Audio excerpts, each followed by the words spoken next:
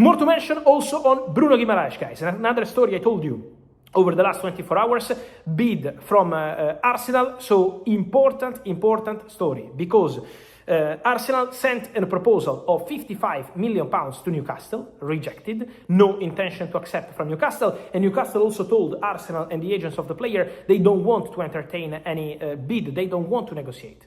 For Bruno Guimarães, they want to keep the player, but Arsenal told players camp and are ready to tell Newcastle as well that they plan to return with a new proposal. So Arsenal want to try again for Bruno Guimarães with a higher proposal. Will this happen? I will let you know if it's going to happen. I will let you know if Arsenal will send another official bid. The first proposal has been confirmed everywhere, and I can confirm £55 million, never enough to convince Newcastle. They want to keep the player. They want to continue with him. Now it's going to depend on this second bid. But Newcastle already told very clear that they want to keep Bruno Guimarães. Of the summer transfer window, Julián Álvarez taking his position. It's a big bomb. The developments, what happened, what's going on behind the scenes, and much more. We jump into it together, and guys, we have to mention the quote released by Julián Álvarez right after the Argentina game. Argentina beat Austria. Leo Messi make history, 2 more World Cup goals, the best goal scorer in the history of the World Cup. So a beautiful day for Argentina. But after the game, Julián Álvarez first doing a normal interview, saying I feel good physically, I recovered from my small injury, I'm ready to help the team, so talking about the World Cup. And then, after being in a dressing room, Julián comes out, speaks in public and says, I want to leave Atletico Madrid. A very strong, powerful statement by Julián Álvarez, a very big. Y te hago la última, obviamente estás pensando en la selección, pero me imagino que debe ser un orgullo para vos que el Real Madrid haya ofertado lo que ofertó, 150 millones de euros, que te quiera el Barcelona, que te quiera el PSG. ¿Crees que se va a definir eso pronto o va a tener que darse después del Mundial? Bueno, no, la verdad que no lo sé, pero nada,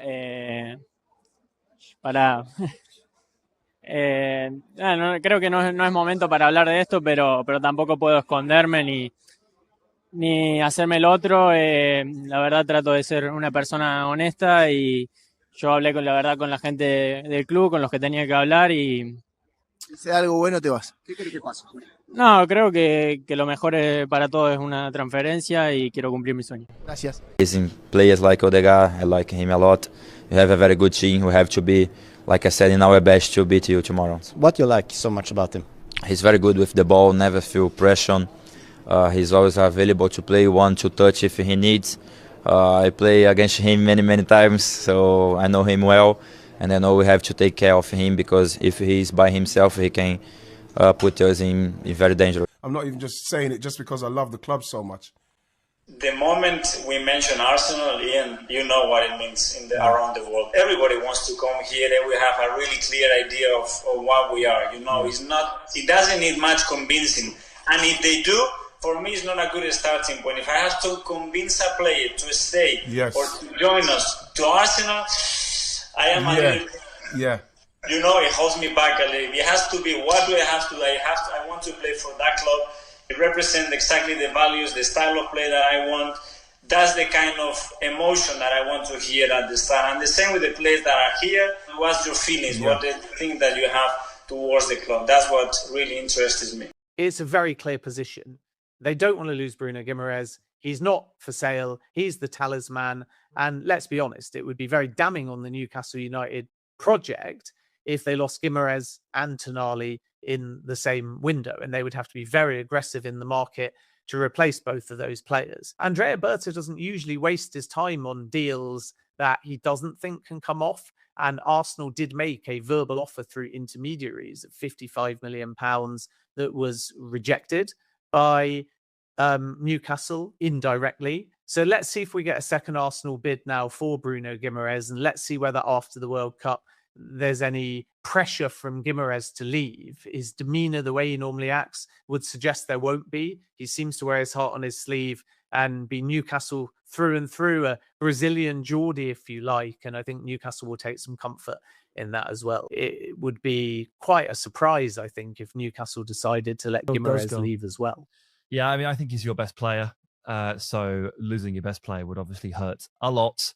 Losing both of your best midfielders would be awful, particularly off the back of Anthony Gordon. And I feel for you, mate, because you're also watching the one that got away, Elliot Anderson, moving for a £116 million fee. So it's a tough moment for Newcastle and former Newcastle midfielders from the fan perspective. But look, you know as well as I do, and everyone else should too, how good Bruno Guimarães is. So it can be no surprise that a club like Arsenal, who are clearly looking to level up in midfield, having also asked the question about Tonali and now exploring those conditions for Guimarães too. It can't be a surprise that they're looking at this.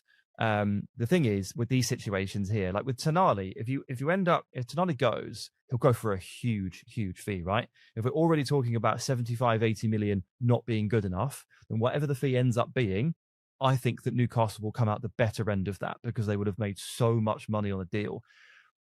My concern is that you can't win in the Bruno Guimarães deal partially because he's going to turn 29 later this year. So any interested party isn't going to want to put up those kind of 85, 90, 100 million numbers for a player who is going to turn 29. They'd be much more comfortable if he was 3 years younger. So that means that Newcastle then have a really difficult situation because there's just no way that they're going to get what I think is fair market value for a player that good. And then they're going to have that conversation, and they're going to have to try and convince Bruno that he's got to stay. I don't think you can afford to lose this player. I think you can afford to lose Gordon, Tonali. I don't think it's the same situation with Bruno. I really don't.